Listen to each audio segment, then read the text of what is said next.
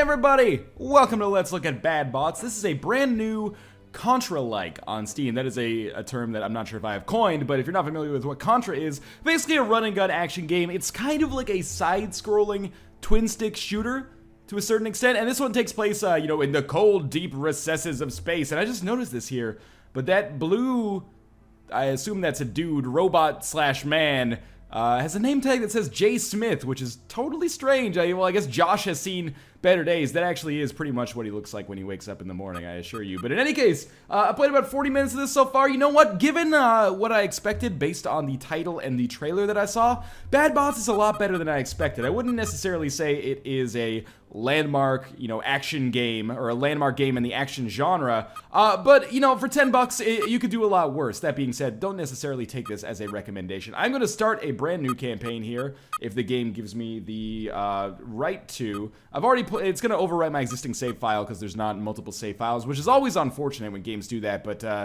you know, that's fine. I'm going to skip over all of the cutscene here, and I'll just explain it to you myself because it should be easy enough. So basically, what's happening is that we're on board of this garbage hauler. It used to be like a flagship in like a humans versus aliens war, I believe, but you know, that was centuries ago. Now it has been repurposed to kind of haul trash around the universe. And we've kind of woken up here as this dude who is the world's greatest moonwalker, as you can see. Basically we're trying to unravel the mystery of what the fuck happened and why, you know, the 400 people that were previously on the ship are no longer left alive. So in terms of our controls here, pretty easy so far. I always hate when games don't give you a jump button and instead you just hold up to jump, but that is indeed the way I'm doing it here. By the way, you can either use mouse and keyboard or use the Xbox 360 controller. I've used both. I kind of prefer mouse and keyboard because hitting W to jump feels better than just kind of pushing the analog stick upwards. So we have come across our R2-D2 robot friend here, who not only introduces himself, but introduces us as well. We are Sam McRae, a mechanic. We were transferred to the Titan Hauler 5 days ago. And we are in the squash bay, which is important right now. We are not hauling a dense, carbohydrate-laden fruit or vegetable. I actually don't know what squash is. We are actually here to be compacted into trash mush, which we're going to have to escape from. But in any case, first things first, we need to get this robot. We're going to carry him out of here, and we are going to try to encounter our first weapon. You know, when I looked at the trailer for this, at first I thought it was, oh my god, this moonwalk is so fucking glorious. At first I thought it was like almost a survival horror game, maybe like a Lone Survivor or a Teleglitch, but set in space. But that is an inaccurate representation of what's actually going on in Bad Bots. This is very much a run and gun style game. Don't let the kind of horror, creepy aesthetic trick you. This is essentially a game that it builds an atmosphere, but it doesn't really stick to it. Instead, it's much more about, you know, doing some shooting and killing. So we're gonna move onwards here.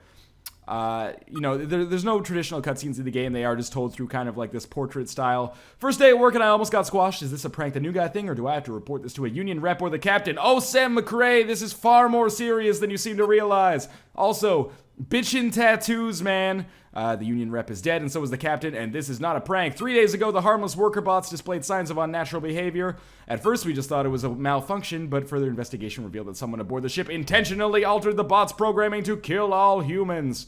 In a matter of hours, the bots turned from hard workers to violent murderers. I'm an angry robot. Okay. So, we're getting out of here. They're basically introducing us to the main villain of the game, at least. Here's the thing. I don't want to spoil anything, and it hasn't actually been spoiled for me. I haven't gotten as far in the game. But I'm pretty sure this robot on our back is actually going to turn out to be the evil one, and perhaps this Dana, the Titan's resident artificial intelligence, may indeed end up being our ally. That is my guess. You know, I've seen 2001: A Space Odyssey. I know the themes of technology actually being deleterious. Anyway, we're going to get into some combat here. So this is one of the main robot types we encounter.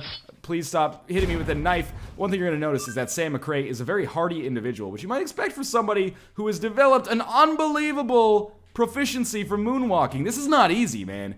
To run backwards with your legs still moving. I guess they are moving backwards, whatever. Maybe I don't know what I'm talking about. But we're going to pick up a gun here. And very quickly, the kind of mechanics of the game, or the way the game feels, is going to be apparent, shall we say. So I'm just using the right analog stick to kind of move around. You have a full 360 degrees of motion. It's not like an Isaac, for example, where you can only go like diagonal, up, down, left, and right. Let's go into this room, and we might be able to get some extra power-ups here. So basically, the game is going to boil down to running and gunning through here. We're going to find enemies, we're going to open doors, and we're going to smash open some crates as well. And when I originally started playing, I was doing a lot of, like, axe kills. because I wanted to make sure that I wasn't going to accidentally run out of ammo. Okay, accidentally anyway. Turns out this is unlikely to be a major concern, at least again in the 40 minutes or so I've played. You might be saying 40 minutes, like, isn't that a little low for a traditional Let's Look At? Yeah, usually I like to have an hour or so in, but to be quite honest with you, in the 40 minutes I played, I think I saw more than I needed to see of bad bots. And that might sound like a negative. It's not meant to be a negative. It's just meant to be like, you know, this is a game, it wears its influences and kind of its progression on its sleeve. So it might seem like a Metroidvania, but in actuality, this is pretty linear. And this is something that took me a while to get used to as well. But it's important to point out because, you know, this game might be a little bit more engaging if it was a Metroidvania, but it would also be a different kind of game. This is not a game about, you know, getting new weapons, and each one of those allows you to open up a new door, or you get like a grappling hook, and that allows you to traverse to an area that would have otherwise been impassable. That wasn't just me saying impossible with a Bostonian accent, by the way. But this is very much just more of a linear, even though you're not always moving left to right, action game. So let's just chop this open, get some extra health. Health and ammo power-ups have been very prevalent so far. I've never died, and in fact, I've never even really gotten close to dying. This is very much a game that has been almost easy to a fault so far. You know, when games like this are a little bit shallow, and you know, I don't think it's necessarily a huge negative to say that this game is shallow, or it's not going to shock the world, shall we say, to say that this game is shallow. I prefer if they have some difficulty so that it has a little bit of extra replayability. But in this case, the game's almost easy to a fault, and to a certain extent, it's made moving forward kind of mindless. That being said, I still have enjoyed my time a reasonable amount with bad bots. So, again, there's a trade-off to everything. I'm trying to provide a balanced opinion here. Let's chop these open and see what we get. I think we'll play this through until our first major story revelation, because I don't want to accidentally spoil anything. It strikes me as the kind of game that seems pretty short. Let me pick this up. In the 40 minutes that I played through so far, let's just say that there was not like half an hour of tutorialization. It was like 2 minutes of tutorialization, which we've already gone past, followed by just like story beat after story beat. So it wouldn't surprise me if this ended up being in the not 40 minutes, but like the 3 to 4 hour mark, if not less. Which is, you know, both bad because, you know, people might feel that that doesn't necessarily give them a good return on their investment for the money invested. This is a $10 game on Steam, by the way. But, you know, it might be considered good as well from a speedrun standpoint. This definitely seems like the kind of game that is easily enough digestible to be able to speedrun if you were into it. But anyway, that's getting a little bit ahead of ourselves. So we do have the option to switch guns. There are special guns that we can pick up, like this dual-shot rifle here, but we'll be able to basically hold 2 weapons Halo-style. We're going to always have this assault rifle, and we're always going to have a secondary weapon along with it. These are save points, by the way. You can't save whenever you want. I don't think there's an autosave. You have to get into these pods.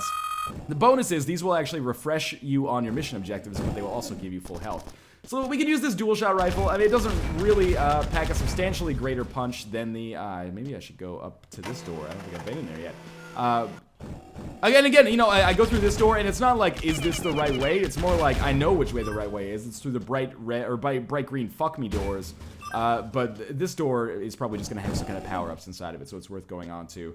But yeah, you know, the dual-shot rifle is not one of the more interesting weapons in the game, but it does give you a little bit of extra power, but it also costs you a lot of ammo, as you might be seeing right there. We'll move on to some better weapons, or weapons that I feel are better, at the very least, a little bit later. And hopefully we'll be able to use things like the shotgun, you know, the hand cannon. Pretty much your standard kind of action game upgrades, or, you know, arsenal, if you will. So, again, this right here, if you're watching the game and you're expecting at some point that it is going to get vastly different than this, you're in for a rude awakening, I would say. There's occasionally sections like this where you have the option to kind of go into the underbelly of the ship. That was just extra ammo for our rifle. Not really underbelly, but, you know, the inner workings of the ship. By the way, it's actually now that I'm playing it, I'm realizing that the analog stick does kind of snap into diagonals, which actually I think is kind of a negative. I mean, it's good because it allows you to aim in certain directions easily, but I can't seem to get, like, if I wanted to hit him, it's harder than it might seem, if that makes sense. Like, they seem to snap to the diagonals really easily. I don't know. It's difficult to explain. It actually controls really well. That was just a weird quirk that I noticed right there, but it's not a major thing. We're going to head over to the escape pod here, which is our primary objective to start with. And the only real difficult thing that we're going to encounter is that there's always the possibility that we're... Oh, watch out. We're going to encounter rooms with a lot of robots. That's really been the only time that I've really had a hard time, is when there's a room with a lot of robots. I've encountered a couple of boss fights so far. I think I saw in the trailer, there's only 7 boss fights in the entire game, and I've already seen 2 of them. and they were both really easy. So again, oh god, even though this is kind of a Contra-like as I've described it, don't expect this to be nearly as difficult as games typically are in the Contra genre, or action genre, run and gun genre. I don't even know what these games are really called anymore. I think we want to go this way now. And eventually, I think we will have a boss fight coming up fairly shortly. We'll also have a story revelation that I would rather not show, but there's not going to be much of a way around it, I feel, so we're probably going to have to show it.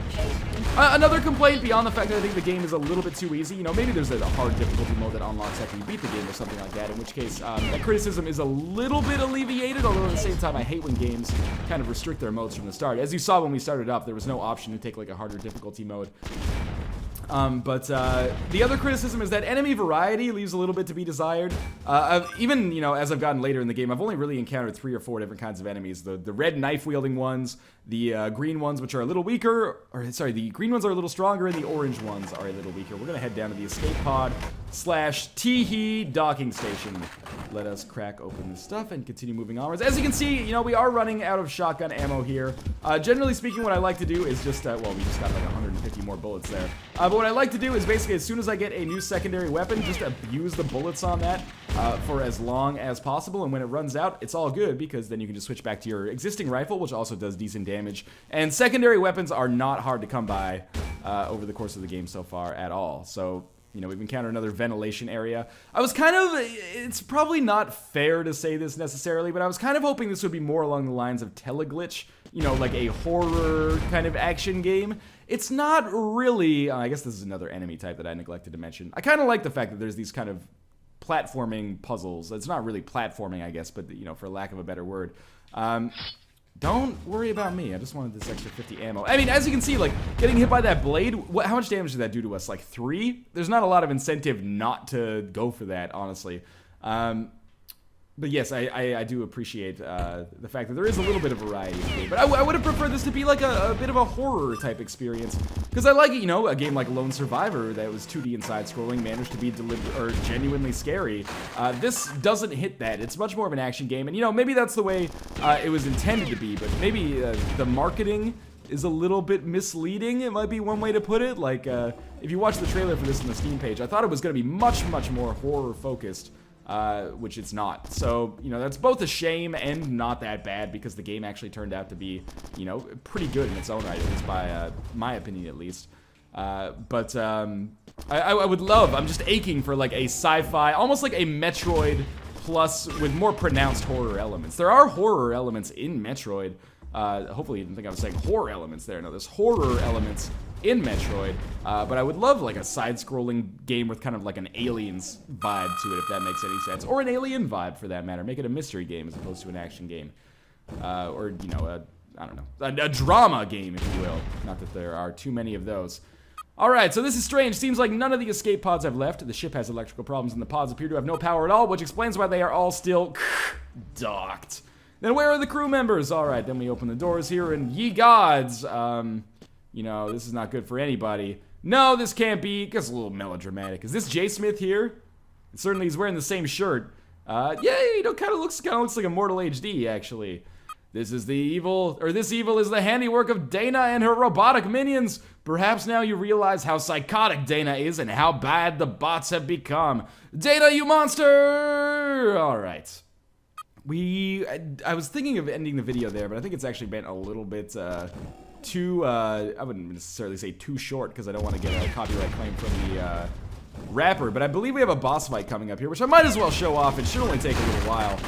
One thing I will say that differentiates this from something like Intrusion or Contra, and the one thing I kind of like, oh, we've actually run out of shotgun ammo. One thing I kind of like about it is that it isn't broken up into levels. Not to say that when, you know, an action game is broken up into levels, it's a bad thing, but I think it's kind of cool that the game just kind of continues seamlessly. That's something you don't encounter all that often. This is a recorded broadcast, by the way, which probably lured all of the crew here for an ambush, as you can see. So I'm just gonna chop this down, jack lumber, motherfucker, and we're gonna move onwards. Yeah, so it's not necessarily to say that, like, oh man, Contra was so old it had levels. It wasn't like an open world experience. This isn't really an open world experience either, but it's kind of neat how it, you know, doesn't resort to that, like, level mechanic. I appreciate that it's somewhat seamless and allows you to just continue on in this, like, one, yeah, pick it up.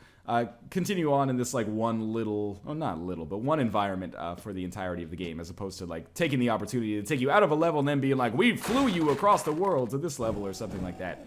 Anyway, hopefully that was communicated somewhat effectively there. Let's keep moving on. Oh, now we've encountered Dana. I'm just, again, going to skip over the cutscene because I don't want to spoil too much. Again, I have a feeling this is a fairly short game here. But our new objective is to take the main hall and find Dana at the flight deck. So I believe we do have a boss fight coming up very shortly. And assuming we do encounter that in the near future, what I will do is... We've got to do a little backtracking here. Again, this is where it makes you kind of ache a little bit and wish that it was Metroidvania-y, but not every game has to be a Metroidvania in order to be good.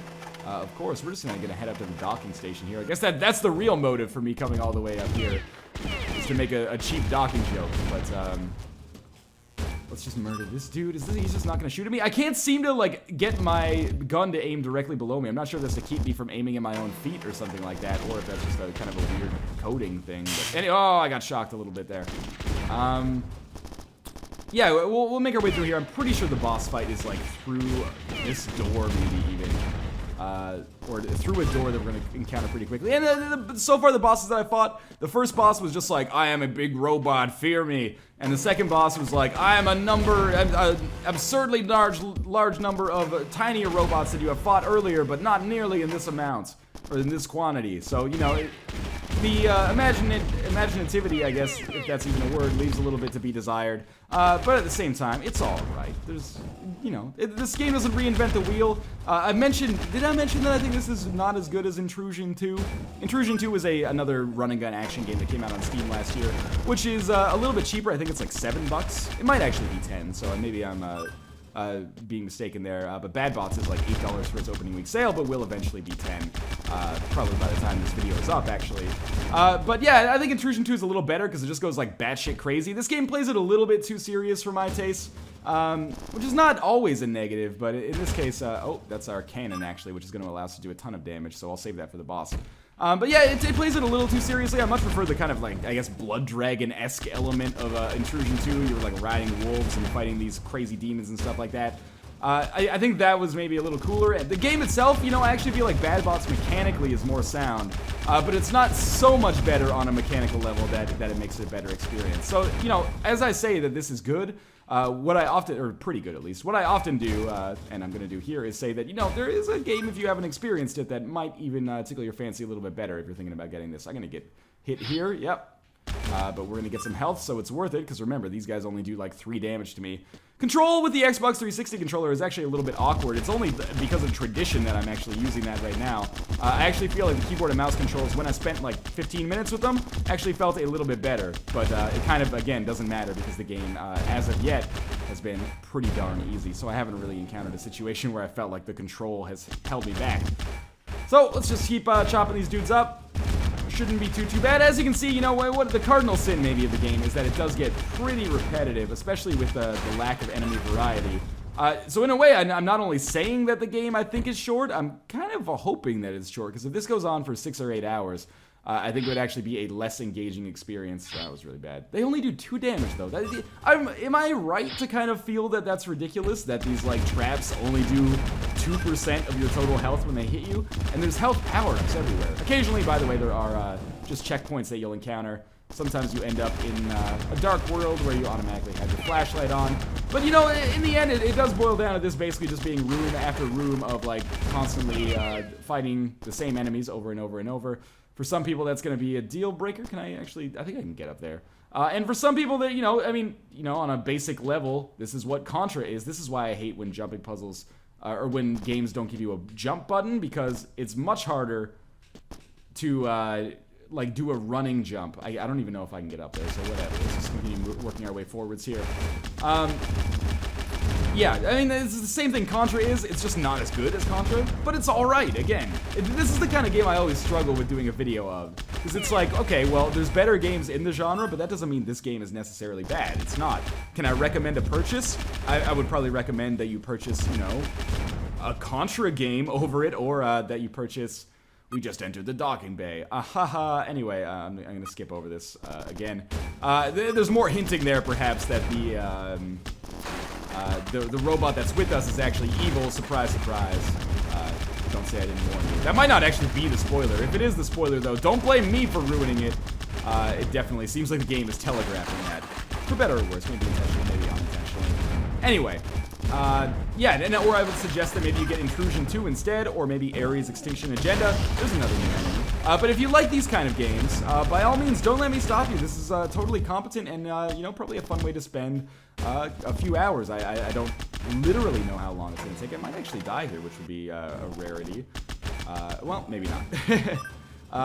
We can't get in there because we don't have a security badge. This is where our boss is. Okay, so we go to the save station. This game is also guilty of definitely telegraphing when its boss fights are going to be, because they will drop an F-ton of power-ups beforehand, and as well as the save station, which will allow us to get back to full health. But, yes, there's just because there's other games that I feel are better in the genre, does not necessarily mean that this is a bad game. Or a game that's not worth your time. So we're gonna have a boss fight on this really small little area here. Again, you can see there's all sorts of like health power-ups and stuff like that. The Jackbot's online now, so all we're gonna do is actually like switch to our cannon. And then as long as we shoot him in the head, he'll die really easily. That was our first boss fight, I think. Unless I'm mistaken and that wasn't actually a boss. That was indeed our first boss fight. So that's gonna do it for this Let's Look at Bad Bots. There will be a link in the video description to pick this up on the Steam store page if you are interested. In the opening week sale, it is $8, but this video is probably not gonna go up until it's already gone back to 10. That being said, is it worth $10?